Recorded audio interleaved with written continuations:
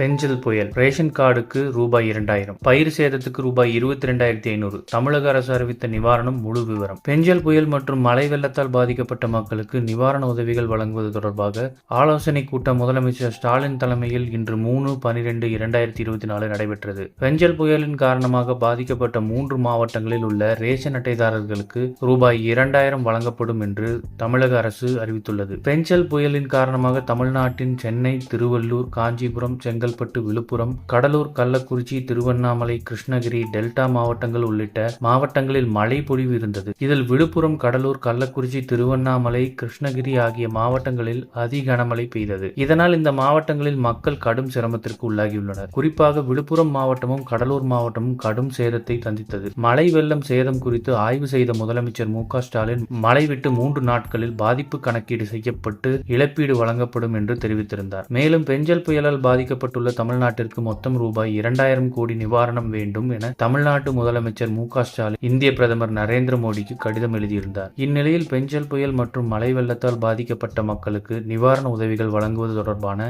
ஆலோசனை கூட்டம் முதலமைச்சர் ஸ்டாலின் தலைமையில் இன்று நடைபெற்றது. இக்கூட்டத்தில் பெஞ்சல் புயலால் பாதிக்கப்பட்ட விழுப்புரம், கள்ளக்குறிச்சி, திருவண்ணாமலை, கடலூர், தருமபுரி மற்றும் கிருஷ்ணகிரி மாவட்டங்களுக்கு நிவாரண உதவிகள் வழங்குவதென்று முடிவு செய்யப்பட்டது. அதன்படி அதி கனமழையின் காரணமாக கடுமையான மழை பொழிவினை சந்தித்துள்ள விழுப்புரம், கடலூர் மற்றும் கள்ளக்குறிச்சி ஆகிய மாவட்டங்களில் 2 நாட்களுக்கு மேல் மழை வெள்ளம் சூழ்ந்து வாழ்வாதாரம் பாதிக்கப்பட்ட குடும்பங்களுக்கு குடும்ப அட்டை அடிப்படையில் நிவாரணமாக ரூபாய் 2000 வழங்கப்படும் என்று அறிவிக்கப்பட்டுள்ளது. மேலும் மழை வெள்ளத்தால் பாதிக்கப்பட்ட பகுதிகளில் சான்றிதழ்கள், வாக்காளர் அட்டை, ஆதார் அட்டை, குடும்ப அட்டைகளை இழந்தவர்களுக்கு சிறப்பு முகாம்கள் நடத்தி புதிய சான்றிதழ்கள் வழங்கவும் முதல்வர் ஸ்டாலின் உத்தரவிட்டுள்ளார். இதுபோன்ற செய்திகளை உடனுக்குடன் தெரிந்து கொள்ள நம்ம சேனலை சப்ஸ்கிரைப் பண்ணிக்கோங்க. பெல் நோட்டிஃபிகேஷன் பிரஸ் பண்ணிக்கோங்க. நன்றி, வணக்கம்.